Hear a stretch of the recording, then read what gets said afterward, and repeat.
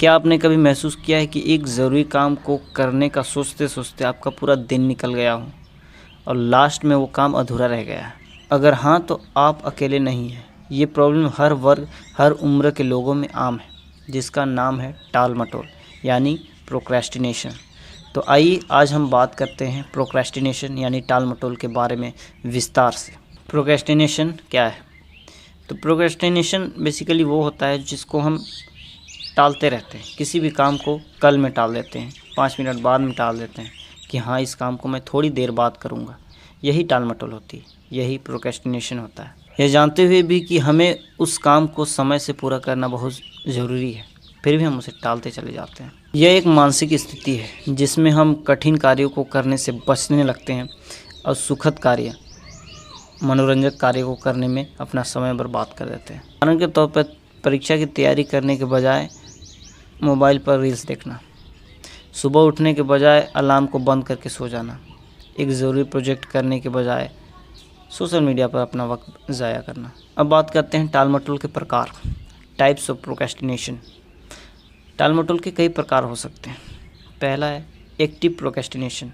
इसमें व्यक्ति काम को टालता तो है, लेकिन फ़ौरन दूसरे काम में लग जाता है। वह खुद को व्यस्त महसूस कर रहा होता है, लेकिन असल में वो एक इम्पोर्टेंट काम टाल रहा होता है। उसे खुद भी नहीं पता होता है कि वो क्या मिस कर रहा है। दूसरा है पासिव प्रोक्रेस्टिनेशन।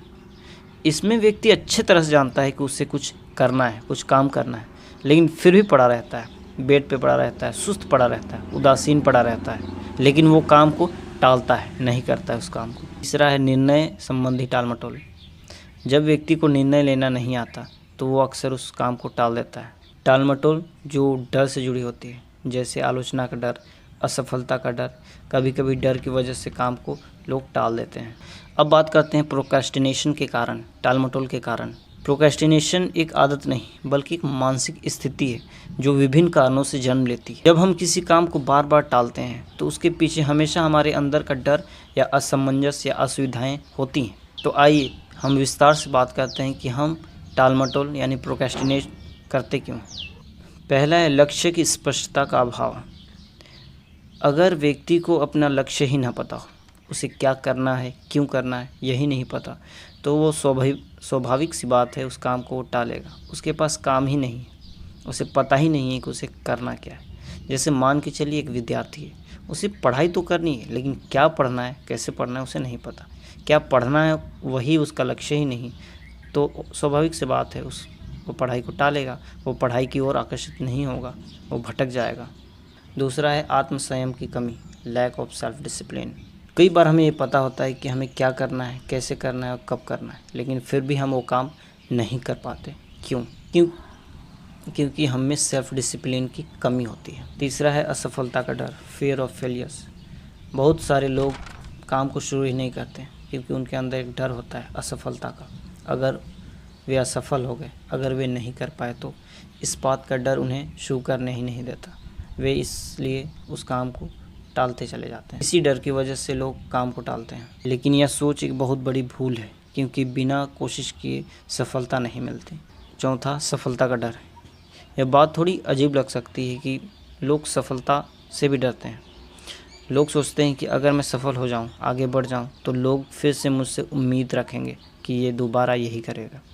वे जिम्मेदारी उठाना नहीं चाहते, उस उम्मीद पे खरा नहीं उतरना चाहते, इसलिए वे अक्सर पीछे रह जाते हैं क्योंकि वे भी टाल-मटोल की दुनिया में फंस चुके होते हैं। उदाहरण के तौर पे एक स्टूडेंट अगर टॉप करता है तो नेक्स्ट टाइम भी उसे टॉप ही करना पड़ेगा क्योंकि बाकी स्टूडेंट उस पर उम्मीद लगाए बैठते हैं। अब वो नहीं चाहता कि वो टॉप करे, वो आराम की दुनिया चाहता है, वो अपना कंफर्ट जोन से निकलना नहीं चाहता है। पाँचवा है पूर्णता की लालसा, perfectionism.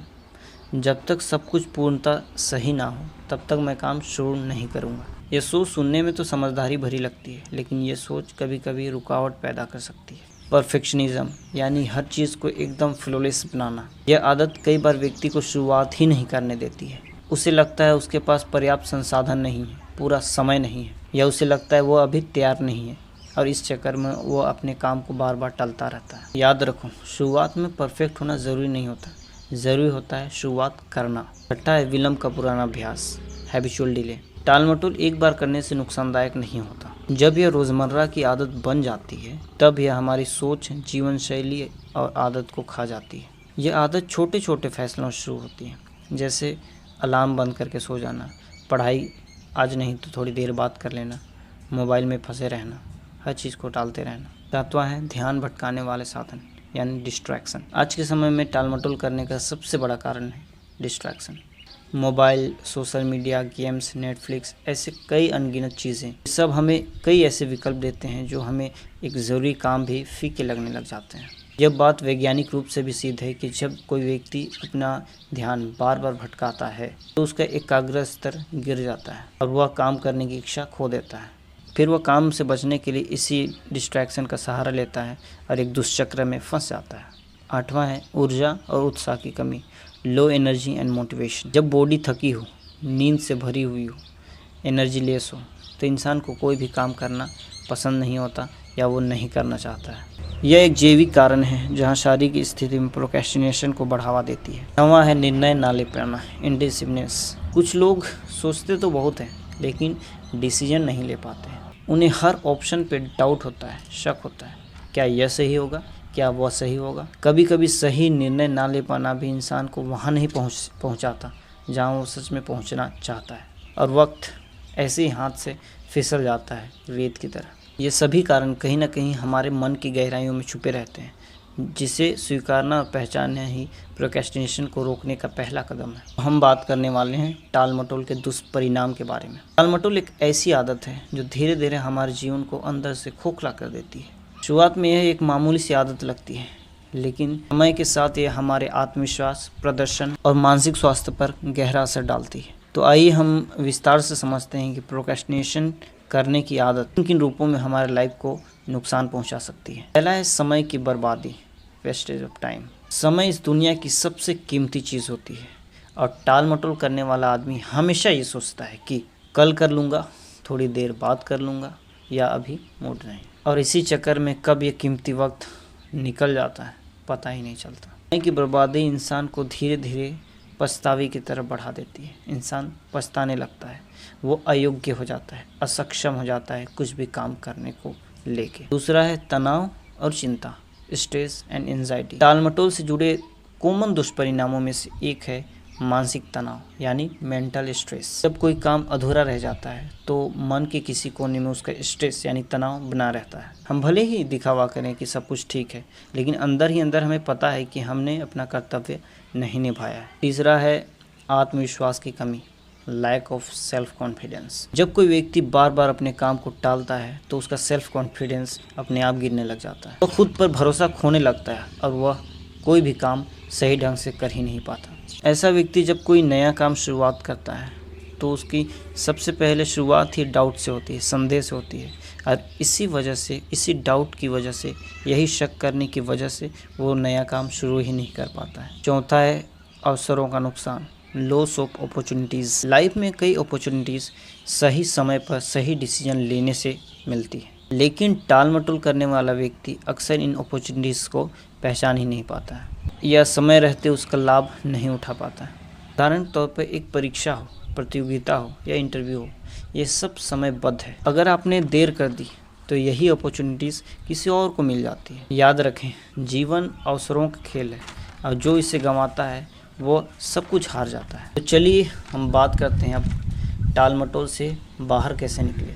How to overcome procrastination. Procrastination से बाहर निकलना कोई मैजिक नहीं है, यह एक प्रोसेस है। इसमें सेल्फ अवेयरनेस, डिसिप्लिन और कंसिस्टेंट प्रैक्टिस की ज़रूरत है। आइए समझते हैं कि प्रोक्रेस्टिनेशन को हराया कैसे जा सकता है। Point two point. पहला है लक्ष्य को स्पष्ट करो, क्लैरिफाई योर गोल्स। आपका गोल क्या है, पढ़ाई करनी है या सक्सेसफुल बनना है। जब अपना गोल साफ रखते हैं तो दिमाग एक्शन मोड में आता है। धुंधला लक्ष्य दिमाग को भ्रमित करता है और भ्रम टालमटोल को पैदा करता है। दूसरा पॉइंट है काम को छोटे हिस्सों में बांटो। बड़ा काम हमेशा स्कैरी लगता है। जैसे ही दिमाग कोई बड़ा काम को देखता है डर जाता है, वह नेचुरली उसे टालने लग जाता है। इसलिए बड़े कामों को छोटे छोटे हिस्सों में बांटो। उदाहरण के तौर पर अगर आपको कोई किताब पढ़नी है और वो किताब बहुत मोटी सी है तो आपको एक दिन में 5 या 10 पन्ने पढ़ने हैं, सिर्फ 5 या 10।